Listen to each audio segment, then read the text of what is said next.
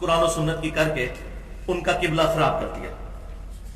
جامعہ ترمذی کی صحیح حدیث، آپ صلی اللہ علیہ وسلم نے فرمایا ہر امت کا کوئی نہ کوئی فتنہ ہے اور میری امت کا فتنہ مال ہے، اور سارا تانا بانا اسی کے گرد گھوم رہا ہے۔ اس مال کی محبت نے ہی لوگوں کو یہاں تک پہنچایا کہ انسانوں میں غلط نظریات کو پروپیگیٹ کرتے ہیں۔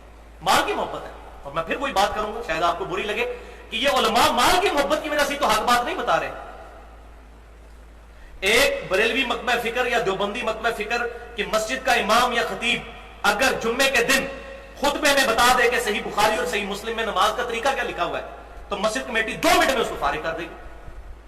اس کے بال بچوں کا خرچہ کون اٹھائے گا؟ وہ تو یہ سوچے کیسے حق بات کرے۔ اسی طریقے سے ایک اہل حدیث مکتبہ فکر سے تعلق رکھنے والا عالم اگر ایک جمعہ اس بات پر پڑھا دے کہ ننگے سر نماز ہو تو جاتی ہے لیکن یہ خلاف سنت ہے، کیوں اپنے ثواب میں کمی کرتے ہو؟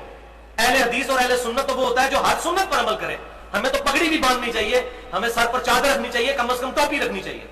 تو لوگ کہیں گے یہ تو بریلویوں والی باتیں شروع کر دی۔ اسی طریقے سے ایک اہل تشیع کا ذاکر اگر ممبر پر کھڑا ہو کر یہ بات کر دے کہ جب خود مولا علی، مولا سے مراد محبوب، جو صحیح حدیث ہے جامعہ ترمذی میں، جس کا مولا میں اس کا مولا علی۔ ہم اپنے مولویوں کو بھی مولانا کہہ رہے ہوتے ہیں نا، وہ مشکل کشا تو نہیں کہہ رہے ہوتے مولانا فلاں، ہمارے دلی محبوب۔ مولا علی رضی اللہ تعالیٰ عنہ نے جب خود سیدنا ابوبکر، عمر اور عثمان رضی اللہ عنہم اجمعین کی بیعت کر لی، تم شاہ سے زیادہ شاہ کے وفادار بنتے ہو کہ اپنی زبانیں، ناپاک زبانیں خلفائے راشدین کے بارے میں کھولتے ہو، تو کہیں گے لوگ یہ تو پاگل ہو گیا، تو گیا، یہ تو کام سے گیا، کمیٹی اٹھا کے پرے مارے گی۔ یہ سارا کچھ تانا بانا دنیا کی محبت اور مال کی محبت ہے۔